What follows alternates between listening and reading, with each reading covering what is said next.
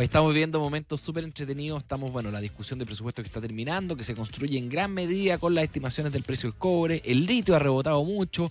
Soki ha subido más de 50% de sus mínimos. Y justamente queremos hablar de cobre y de litio con nuestra siguiente invitada. Ella es Patricia Gamboa, directora de Estudio y Políticas Públicas de Cochilco, que hoy día está en Portal Diario Financiero. Hola, ¿cómo estás? Hola, Patricia. Hola. Gracias por venir. Gracias a ustedes por la invitación. Oye, partamos por el tema del litio, que está ahí como la nota. Yo sigo harto el litio, me interesa. Hay varios analistas diciendo que ya tocamos fondo. Han habido problemas con una mina, con la de Cattle, no sé cómo se pronuncia porque está cerrada, una mina china, CATL, que eso empujó en algún momento los precios al alza. Hoy día están los precios bastante más arriba, pero no por razones de oferta, lo que yo leo, Patricia, pero sino por razones de demanda. Parece que hay más demanda por estas baterías que almacenan energía y por autos eléctricos. Pero ustedes en Cochilco no están tan optimistas con el precio del litio. Lo que pasa es que el precio del litio rebotó efectivamente durante el año, el del carbonato de litio base CIF China, pero hay una sobreoferta a nivel global. ¿Ya? Lo que pasó puntualmente es que China endureció su política interna de medio ambiente en temas de refinación de litio. Entonces eso hizo cerrar algunas plantas por varios meses y tuvo su efecto en el precio, que el precio CIF China es la referencia para el mercado.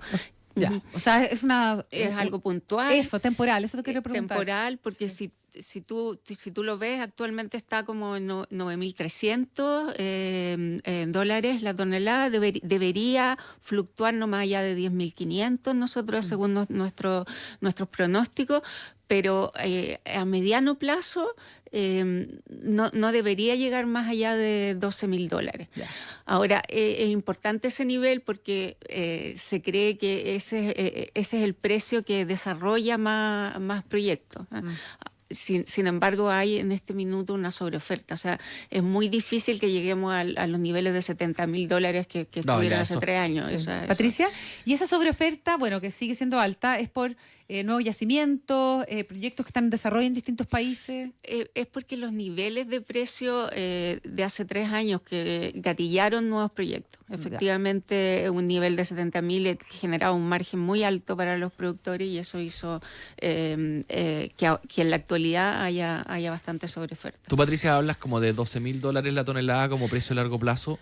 Yo leo reportes de bancos internacionales, HSBC, varios. Y están más bien como en 15.000, 20.000, 18.000. ¿Por qué crees que tiene una diferencia con esas estimaciones?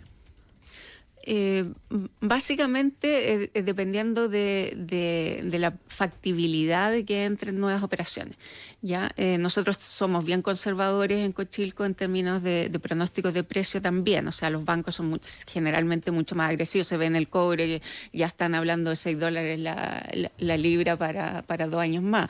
Entonces, efectivamente puedes encontrar estimaciones más altas, pero la verdad es que con las condicionantes que tenemos en este minuto, nosotros estimamos que a 2 años no debería superar los 12.000 dólares. ¿Cómo se ve la demanda? Esto es algo que es clave, digamos, y parece que lo que ha alentado a estos reportes de bancos extranjeros es que la demanda por baterías para almacenar energía está creciendo muy fuerte. Lo que pasa es que la demanda por baterías para autos eléctricos es el principal uso del carbonato de litio. Ahora, lo que ha pasado, que también afectó un poco la demanda, fue que muchos de los subsidios por vehículos eléctricos que estaban en Europa y en el mismo China terminaron su periodo. Entonces, eso también hizo bajar un poco la demanda, pero los pronósticos que habían hace 2 años referente a la demanda de autos eléctricos eran mucho más altos de lo que ha sido efectivamente. Eso es lo que ha pasado porque se habían sobreestimado dado estos subsidios que existían. Y también porque la preferencia del consumidor hasta ahora ha sido más fuerte en autos híbridos y que no utilizan tanto carbonato de litio. Ya, perfecto. Hablemos de cobre. Estamos con Patricia Gamboa, directora de Estudios y Políticas Públicas de Cochilco. El cobre nos ha dado un año de bonanza, podríamos decir. Sí, precios muy altos. Incluso ayer llegamos a $4.93 centavos. El promedio del año está en $4.42. Es un precio muy alto para lo acostumbrado. El año pasado el promedio fue de $4.15, que también fue bastante bueno, pero el rango del que venía era bajo $4. Así que es un precio que está reflejando una oferta muy limitada. Han habido disrupciones en la oferta importantes durante el año que han afectado el balance de mercado, que pasó de un superávit a un pequeño déficit, y también el hecho de que los concentrados de cobre están muy limitados. Básicamente no hay disponibilidad, y la que hay es con concentrados complejos, vale decir con altos contenidos de arsénico y otras penalidades que hacen difícil su comercialización. ¿Dentro de esas disrupciones estás considerando el teniente? Sí, se considera Camoa Coca-Cola, que tuvo un inconveniente por un sismo, Grasberg en Indonesia, que tuvo un deslizamiento importante y una fuerza mayor. Grasberg representa aproximadamente el 3% de la oferta, 250.000 toneladas salieron de producción este año, y el próximo se estima un nivel similar. El teniente también tuvo un efecto, a pesar de que las últimas cifras de Codelco hablan de menos de 40.000 toneladas, que va a ser el efecto en el año, y que lo habría estado recuperando con otras faenas de a su cargo, digamos. ¿Cuánto estiman, Patricia, que va a costarnos este cierre del teniente? ¿Cuándo se reabre y cuánto vamos a dejar de producir y vender? Lo que se deja de vender no es tal, porque en el fondo, a ver, el teniente no es que esté cerrado, se cerró por un par de semanas, y hay zonas que no están explotándose. Ahora, lo que dice Codelco públicamente es a lo que me referí recién, que su efecto este año no sería más allá de 40.000 toneladas, y tendría efectos en su producción del próximo año y del siguiente, pero no ha dado las cifras exactas de cuánto podría significar en términos de volumen. Ahora, hacer esa equivalencia a venta no es tan directo, no es 1 a 1, porque eso depende en el fondo de cómo ellos están distribuyendo internamente sus materiales para la refinación y todo. Perfecto. Patricia, este boom del cobre ¿se traduce en más inversión minera para el país? ¿Mayor interés, más atractivo? Sin duda, pero hay que considerar que el precio actual no es el precio de largo plazo con el que se evalúan las inversiones. Si bien el precio a largo plazo debería estar igual sobre $4, hay algunos analistas que incluso hablan de $4.10, lo que genera bastantes márgenes para nuevos proyectos, un buen CAPEX, digamos, para las inversiones. Así que eso sería bastante, debería darnos buenos proyectos en los Ojalá. sucesivos. Sí. Hoy conversamos con Patricia Gamboa, directora de Estudios y Políticas Públicas de Cochilco. Quería preguntarte por el rol que juegan los mercados financieros en el precio del cobre, porque cuando ocurre que el mundo empieza a desconfiar un poquito de las monedas tradicionales, aparecen otras alternativas. El Bitcoin quizás, el oro de todas maneras, y el cobre quizás también. Y empieza a aparecer entonces demanda financiera, que no tiene un objetivo productivo, ¿verdad? Pero sí demanda financiera como una clase de activo, digamos, para tenerla. Y eso es una demanda que a veces los modelos no consideran bien, que en la medida que crece, al final igual hay un consumidor que es un inversionista que demanda y que afecta el precio.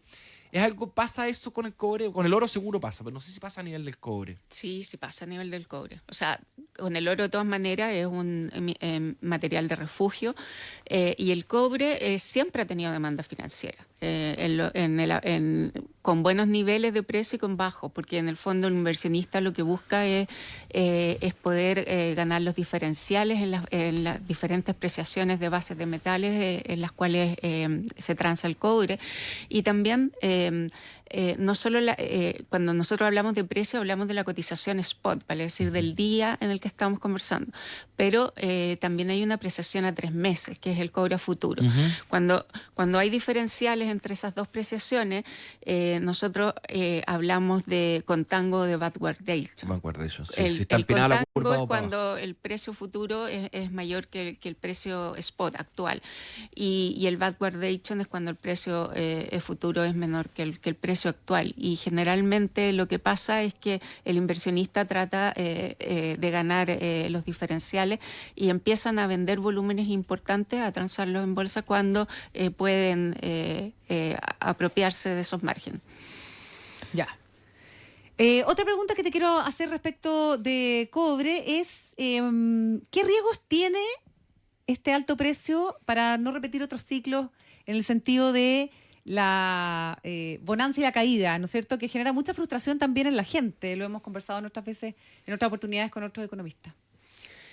En el sentido de que el precio es como pronosticar un valor de una acción, digamos. O sea, tiene determinantes de mercados fundamentales, que son la oferta, la demanda, en los niveles de inventario, pero evidentemente no hay nadie que lo acierte 100%. Ahora, y en el sentido de del riesgo que implica, por ejemplo, para la aparición de sustitutos y otros fenómenos también propios del mercado. Los sustitutos a niveles altos de precios siempre existen, no solo en términos de, por ejemplo, aluminio, que puede reemplazar algunos usos eléctricos como las torres de alta tensión o algunos usos ya más de energías renovables, pero lo que pasa generalmente es que también entra a jugar un papel importante el cobre secundario, que es el cobre, la chatarra de cobre. Eso también ha estado escaso este año. Ha habido baja disponibilidad y por lo tanto también eso ha afectado los niveles de oferta que han determinado que el precio esté a estos niveles y que debería seguir en los próximos años. La oferta crece, pero crece menos que la demanda, y al mismo tiempo no hay cobre secundario disponible, los concentrados están escasos, hubo mucha incertidumbre geopolítica a inicios de año, no sabíamos si iba a haber tarifas para el cobre o no. La sigue habiendo, porque si bien Estados Unidos no puso tarifas para el cobre primario, vale decir concentrados, cátodos de cobre refinado, sí dijo que a mediados del próximo año lo va a revisar, y eso podría empezar a afectar desde el 2027 en adelante, en el caso de que lo coloque, digamos. Y lo otro que también ha afectado bastante el precio es que esta incertidumbre hizo que la apreciación de la bolsa COMEX en Estados Unidos fuera bastante más alta que la del LME en Londres, lo que generó a inicios de año un flujo de material hacia las bodegas de Estados Unidos.